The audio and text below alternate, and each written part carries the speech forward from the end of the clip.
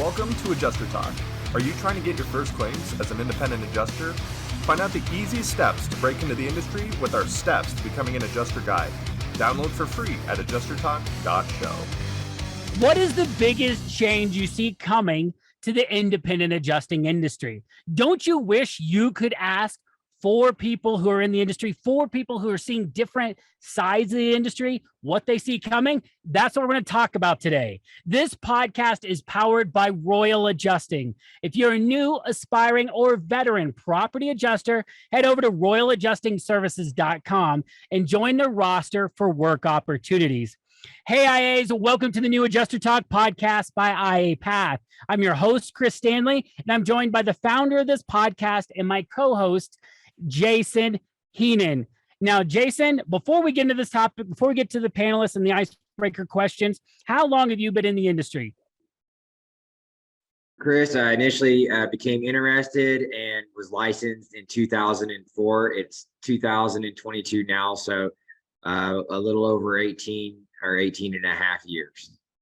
Wow. So over 18 years, Jason's been in this industry. And now, Jason, you've gone from being an adjuster to now running your own company, overseeing people. You've seen a lot of things change. And I'm excited to get to what you see coming down the pipe.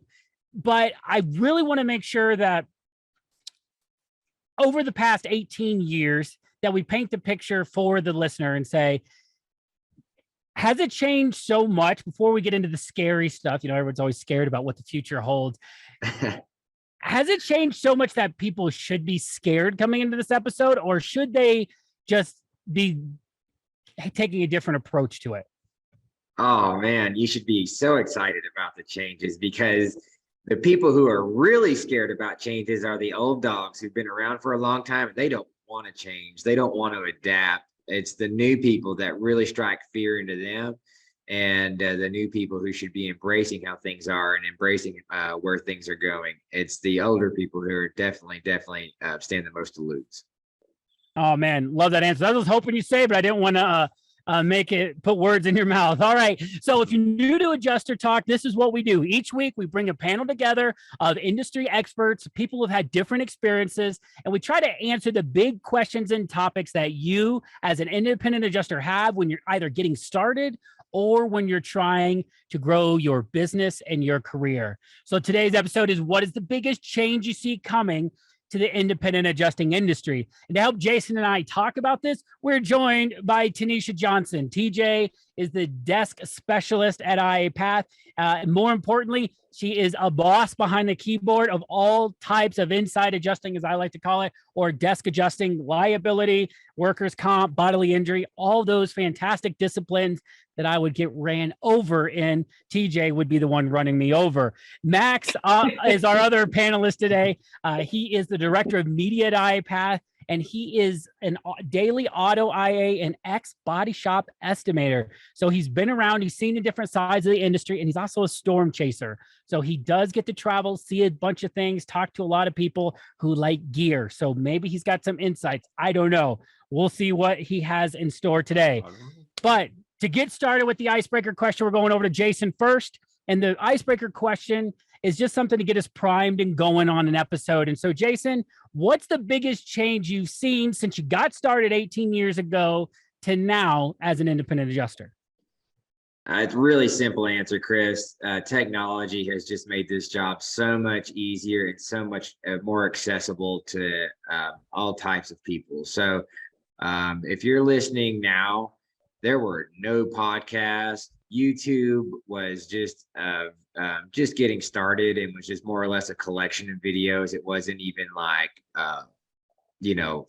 divided up and categorized like it is now. It's such a wonderful tool for everybody.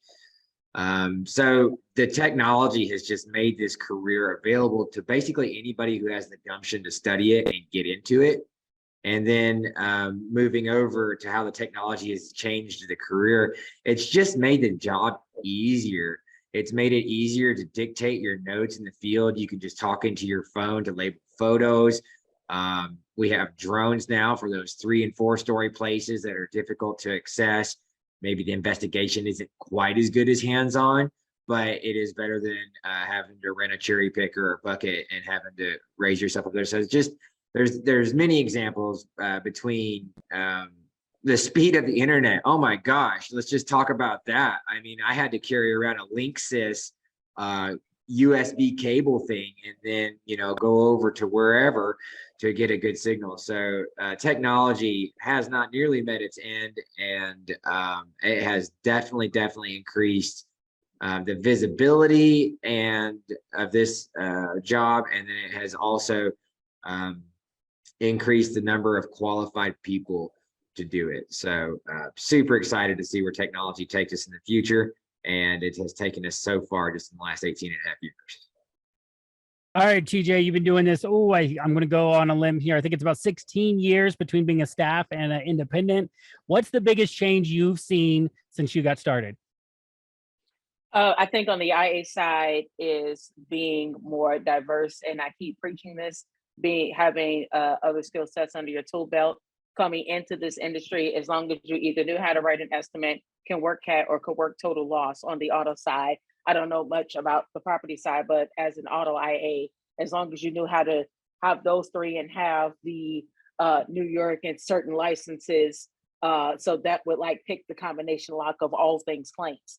I'm now seeing that the industry is not just relying on CAT adjusters, whether it's auto or property. You have other disciplines such as bodily injury, liability, workers' compensation, and some unconventional disciplines of insurance. So one of the biggest changes that I'm seeing is coming into to the IA world, IA Path giving the platform for other forms of or other types of adjusting.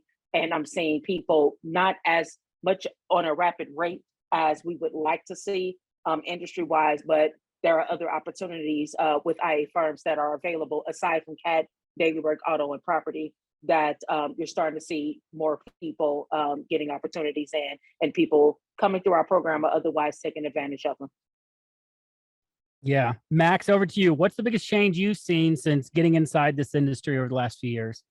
Yeah, well, for me, it's just, you know, my local market has really increased since I first started. A lot of the companies have been the dire need of appraisers, and have been offering like big bonuses. If you recommend somebody and they start closing claims, they'll give you like $500, $1,000, which is just crazy. I mean, it shows that there is some need. And I've heard similar stories in other parts of the country, whether that's, you know, the old dogs retiring, whether it's COVID, maybe they want to shift some stuff on the IAs for this time being. I'm not sure exactly what it is, but I know there's a lot of need, and we've been adding a lot of new people. I've been training or helping some of my friends get trained to do this career. One of them just got their license literally like 2-3 days ago.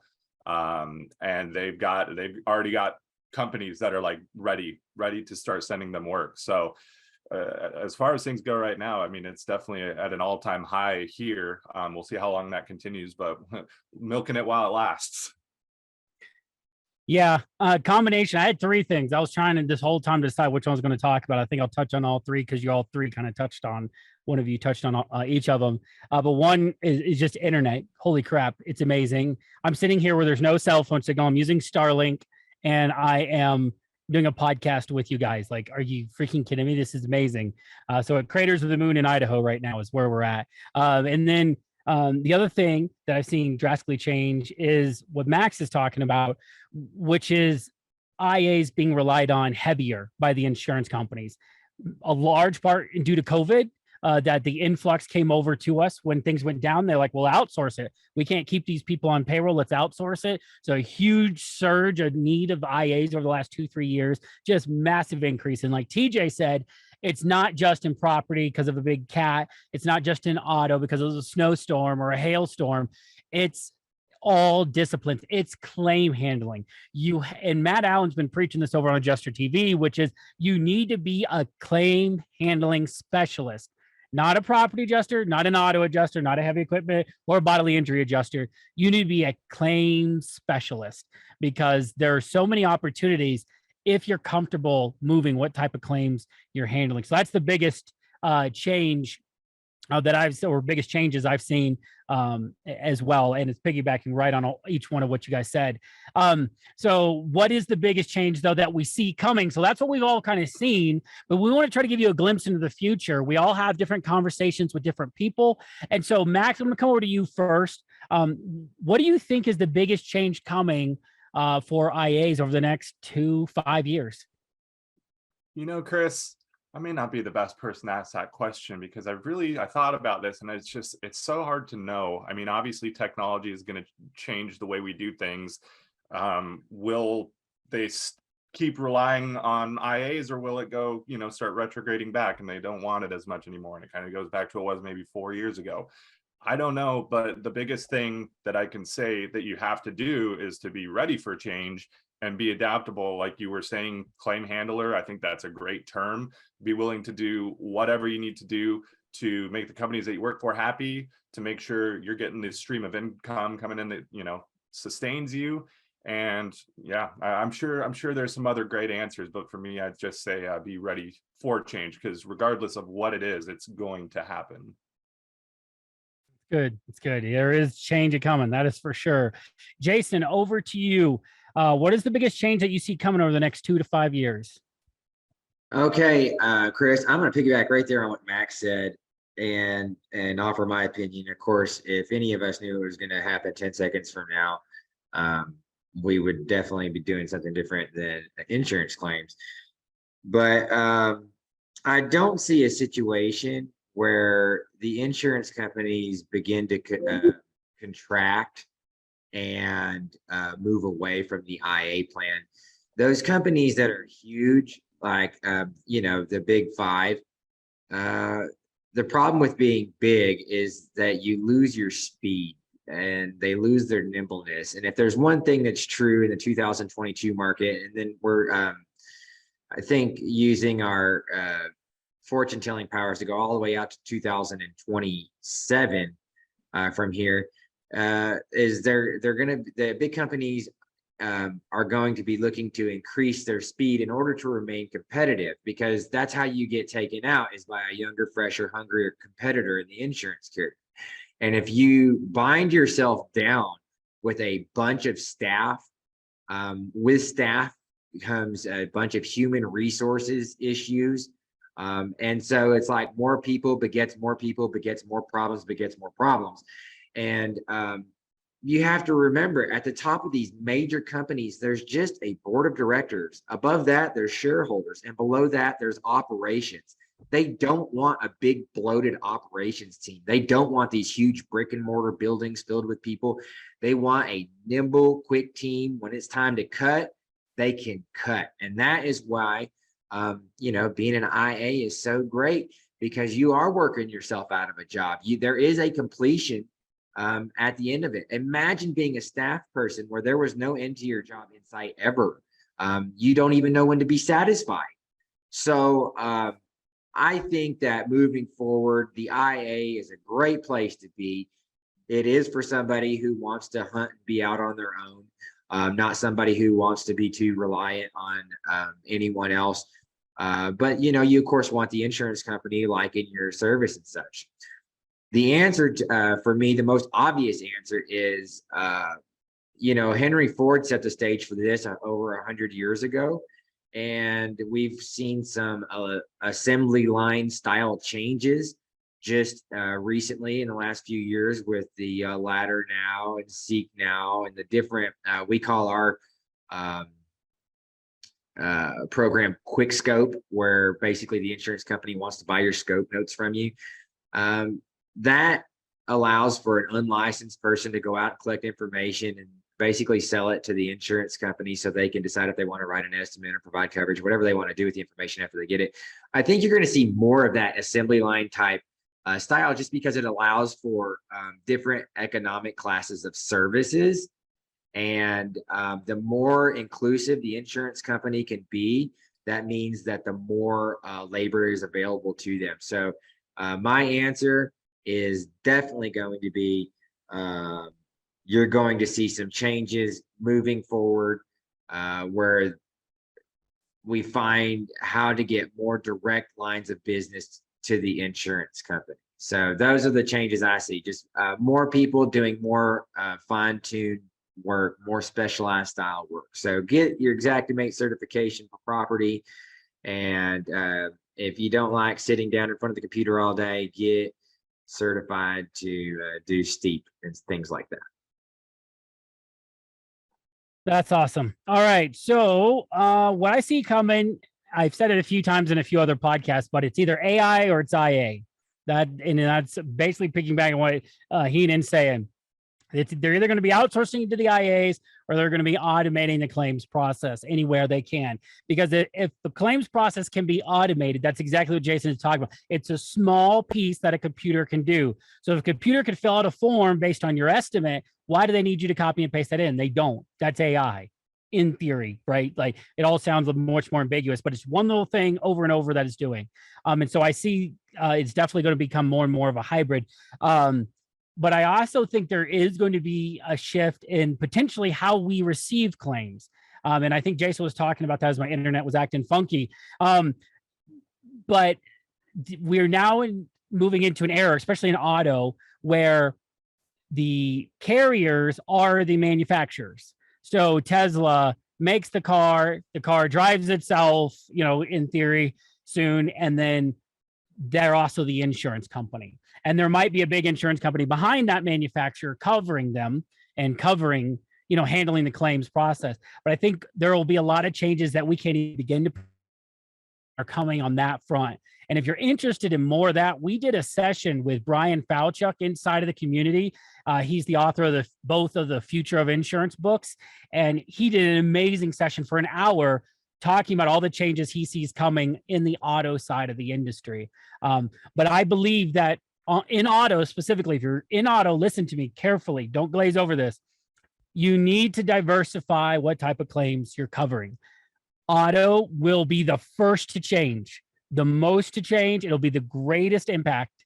We'll still see hail claims, I think, coming through in mass to IAs, but the first thing that's going to get automated, even more than already is the front bumper hits. That's going to start going away more and more. And we might be handling the claim, but we're probably not going to be handling the inspection in a lot of cases. So what does that mean in the next 2 to 5 years? You need to be diverse. You need to be in heavy equipment. You need to be stepping into property. If you need to be looking at liability, even field liability. That's a thing, people. We just don't have a course for it yet, but that is a thing that people go and do. Diversify yourself continually, because overall, auto's a great way in, great entrance in. It's not where you can stay for the next 10, 20 years, if that's how long your career is going to go. I'm telling you, it's going to change. And I'm the auto guy, right? I love auto. I think it's amazing. But moving forward, you need to be auto, heavy equipment, and property, and whatever else. You just need to diversify. Diminished value in classic car, right, Chris? Oh, yes. Diminished value in classic car is a new course and mentorship we're rolling out. Yep. But that is not going to be automated. The diminished value, it will be way less automated than what a traditional standard collision claim will be. So that's something we're rolling out to try to help people with what we see coming, which is diversifying yourself and where your work's coming from. Not all from an IA firm, not all from an insurance company, but maybe you're able to get your own customers from the internet value claims to handle their classic car appraisals, things of that nature. So that's the changes I see coming. Wrapping it up for us, TJ. What's coming down the pipe in the next 2 to 5 years? Now, I had given the prediction for liability 2 years ago when you and I had that conversation. I told you about the original shift within the insurance industry with a lot of things moving the desk. Moving forward, since COVID, what I've seen is that a lot of insurance companies have totally made their claims operations work from home indefinitely, or you're seeing probably a handful and literally a handful that have hybrid schedules. I think one of the things that COVID taught us is work-life balance, because during the inception of the pandemic, a lot of people were very ill and couldn't be in the hands of the general public, or be around other people, which had a negative impact on business operations. So since moving to a hybrid schedule and since moving to work from home, these companies, the carriers, and now even a lot of the IA firms are able to maintain the workload balance and then work-life balance. So a lot of companies have moved away from the brick and mortar operations, and they're finding more employee satisfaction with now either the hybrid schedule or the altogether work from home business model. The other thing that I'm noticing that's changing on the liability side is the automation and the technology that a lot of the newer cars are coming out with. I'm seeing that a lot of cars are becoming equipped with enhanced collision detection, and a lot of them come with pre-equipped cameras, whether they're in the rearview mirror or in the side view mirrors. So you're able to, upon impact, download that portion of the accident and send over to your insurance company, which two things happen. One, it does help with the insurance company liability investigation. The other thing too is underwriting for a lot of carriers do give that as a credit as a safety feature. So that's a lot of what we'll start seeing moving forward. Within the handling of claims and on the tech side, it would be totally difficult for me to imagine that tech would totally, or AI would take over liability and bodily injury handling, because there's so many different moving parts. No two claims are handled the same. Jurisdiction guidelines do apply as far as what we're talking about. Liability, comparative negligence, take my class, you'll find out what that means, shameless plug. But if you find out, you'll find out that that portion of claims cannot be automated instead. So liability, bodily injury, workers' comp, those disciplines of claims are here to stay. There will be some processes, again, that are automated. Again, a lot of the cars, 2022s, I think the Kia Telluride comes out, has a lot of automated features out there. So I've had a couple of claims where they were actually able to download the video from the actual vehicle, which did assist in what was a word versus word liability accident. So I think just to piggyback off of, I think what Chris has said about the insurance companies also becoming the manufacturer of these smart cars, it's all going to go hand in hand with the underwriting. And I think that the insurance industry is going to have a monopoly on the auto industry within the next 10 years or less. I can probably predict that. I think you're right on there. A lot of people are thinking the other way around, like, oh, the auto manufacturers are going to suddenly be the insurance companies. I mean, I think the people with all the money to flow around may have a bigger advantage here, because cars don't have a huge profit margin. Insurance companies are literally sitting there on reserves until they need them. And so I think cash flow is king. And not just that, but you have to think about insurance companies. They have they have to diversify their portfolio as far as their streams of income. So you're looking at them being auto manufacturers, you're underwriting the coverage, and then you're providing insurance. Keynote, it does take 7 years for a policyholder to be profitable to an insurance company. What's the average lifespan of a car for a person who's financing? Between 5 to 7 years, maybe, if they don't trade up or lease. So by the time you're done paying for that car, that's at that point you become profitable. Why wouldn't the insurance companies deep dive into that? Yeah, great point. Great point. I think that is well said. Well said.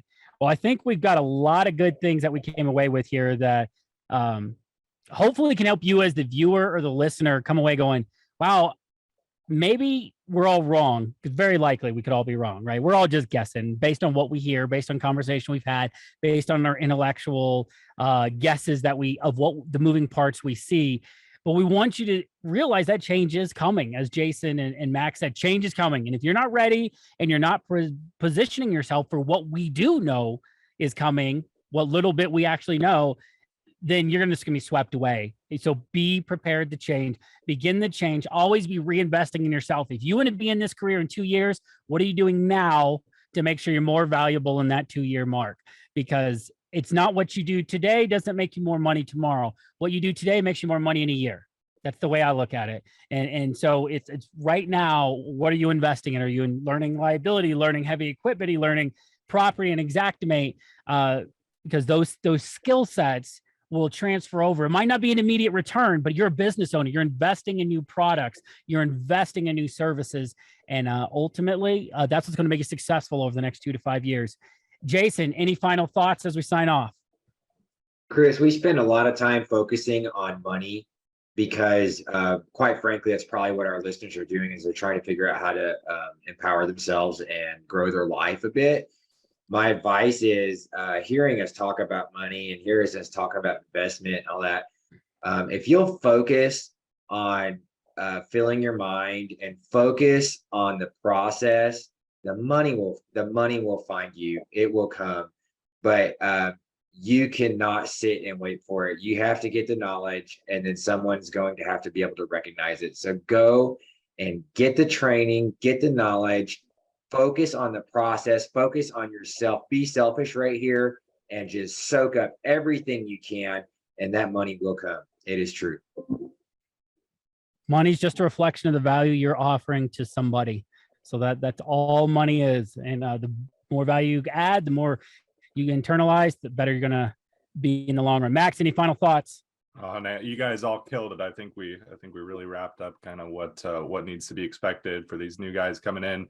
You know, you hear all these crazy things, and we don't know. We're just giving our best guess. Some of the things I heard when I got into this, 3-4 years ago, some of them have happened, some of them have not at all. So, you just got to be adaptable. Yeah, be adaptable, change. And like Jason's saying, don't just focus on the money.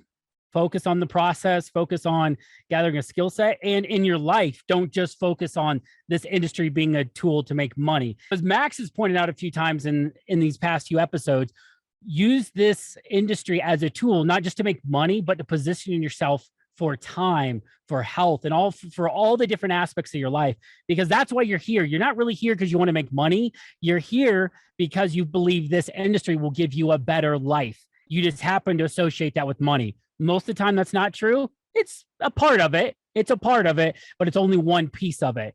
So get out there, keep walking your path and claiming your life, because it's claim time.